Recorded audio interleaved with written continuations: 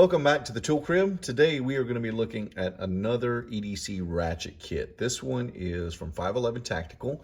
It is called the TKO Ratchet Kit. Now, because it's from 511 Tactical, it's going to be more geared towards firearm maintenance. So a lot of the bits that are going to come with this are going to be geared towards that type of functionality. So you get a Phillips 2, Torx 10, 15, and 20 that come with this, as well as Allen head 332 and 764s. Now it does come with a MOLLE compatible sheath, which is interesting. We'll see how that works out. And obviously the ratchet. Now the ratchet is 72 tooth or 5-degree arc swing, and it does look like it comes with a couple of other integrated tools as well. It has an extension as well as a punch down tool. So this one is actually made in Taiwan for 511 Tactical. Price tag on this one, my retail price for it was $19.99. So a $20 ratchet kit. I haven't had a chance to use anything for 511 Tactical in a while, so we'll see how well it holds up. Let's get into the TKO Ratchet Kit. Okay, well, I managed to get everything out, but the way that packaging is set together, boy, you really got to rip that packaging apart to get to this thing. So I put everything in its little holster. Now, they claim this is a MOLLE pack. I don't see how this could be considered MOLLE compatible. What they do have is a little pocket clip that's integrated into this. They have a bit holder. Now, this bit holder will actually come out. There's two elastic pieces on either side that kind of hold this in. So I actually took this off, and it was a real troublesome thing to put back on. So we're just going to leave it off for the time being. But the bits hold in there quite securely. Now on either side, on this side you have a couple of extra elastic pockets. I set the punch down tool on one side and the extension on the other side, and then the ratchet itself.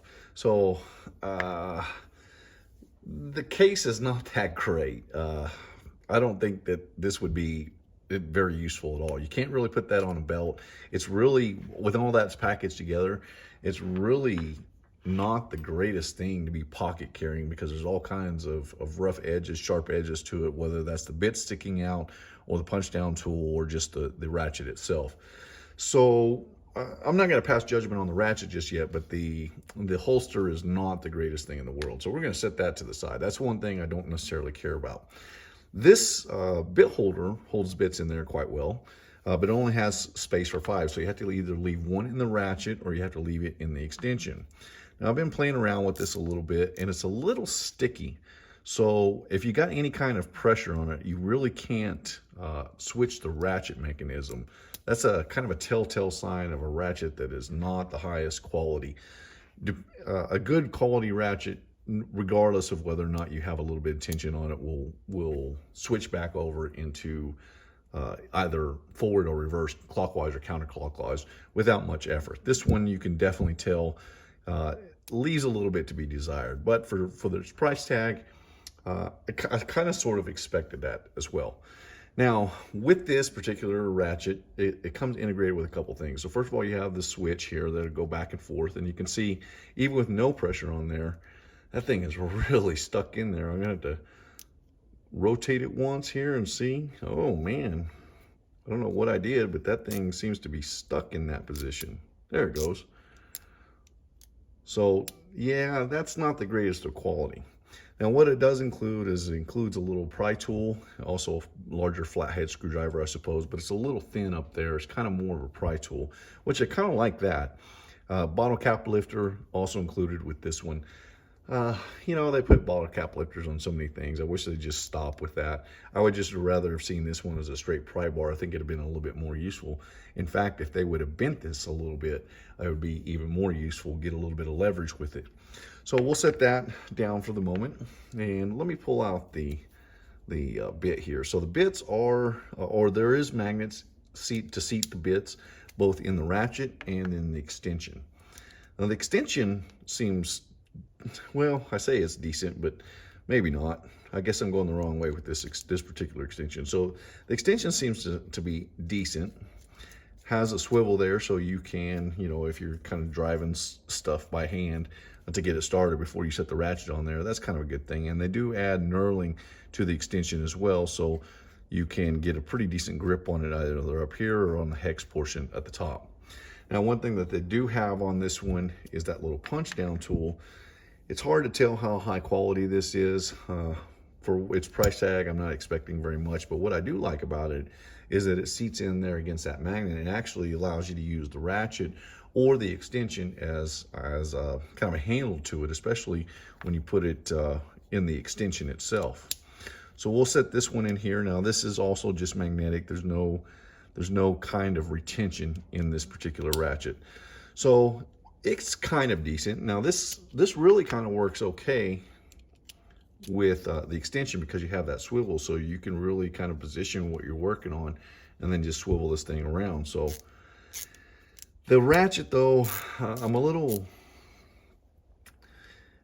not very impressed with the ratchet so far. So let me bring in some piece of wood here, and we'll just try to drive a couple of little things and see how well it performs. Well, I've set a couple of starter holes in here with my Leatherman Surge just to get these screws started. So we're going to try a couple of screws here. And because this comes with that T20 Torx, and I'm going to use some 1¼ inch construction screws here, that should work pretty well in that. So let's just give it a try and see how well it works.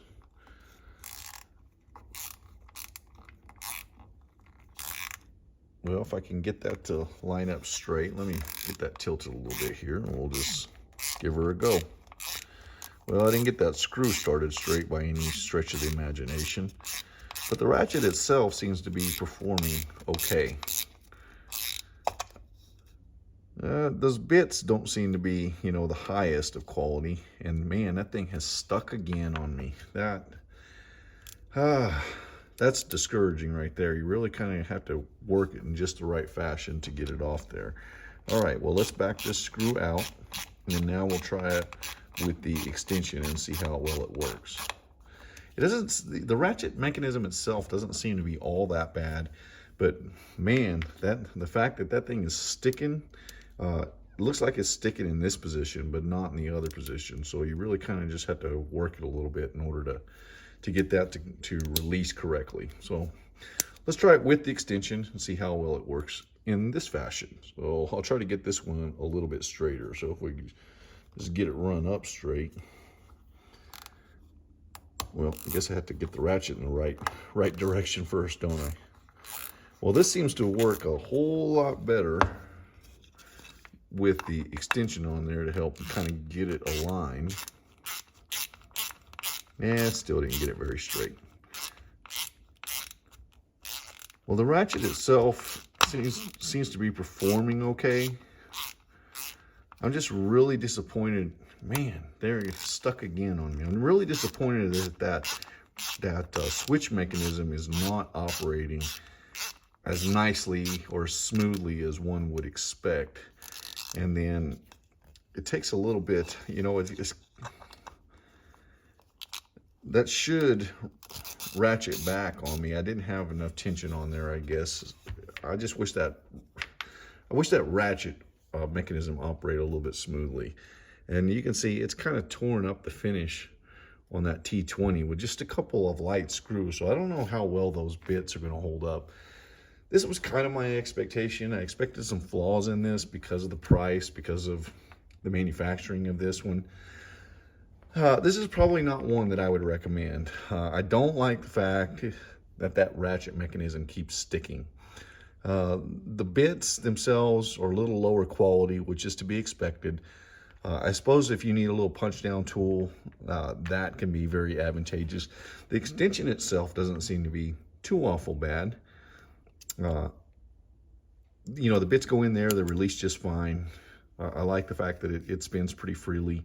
So I don't know, with a 1/4 inch EDC ratchet, you're probably not going to put enough torque on it to ever worry about messing this up, unless you were to, for some unknown reason, put it on a 1/4 inch driver, a cordless driver. But as far as just working with the ratchet, I don't think it would be an issue at all. Haven't really tried out, to try the pry tool. I'm not expecting this to be out of the highest quality metal. Sometimes it's one of those things where you get what you pay for. Now, once in a while, you can find a diamond in the rough. I don't think this one is it. It's just kind of like other things, like flashlights too. You can put a $10 flashlight up against a $100 flashlight, but the expectations of a $10 flashlight against a $100 flashlight Not, 99 out of 100, they're not going to even be in the same realm with one another. Every now and again, you find a diamond in the rough. Unfortunately, I don't feel like this one is one of them. This is one of those things that I would kind of tend to stay away from. Now, I have had this recommended to me by a couple different people that said I should try it out. I just think that the quality is not quite there. There are other ratchets on the market, if you are looking to EDC a 1/4 inch driver, that would be a better fit. You'll pay a little bit more money, but in the end, they're absolutely worth it. Now, I'll leave links below for those that are still interested in this ratchet, but it's definitely not one that I think I will recommend. This is the 511 Tactical TKO Ratchet Kit. My name is Ben. You've been watching the Texas Tool Crib. I appreciate you watching, and I'll see you in the next one.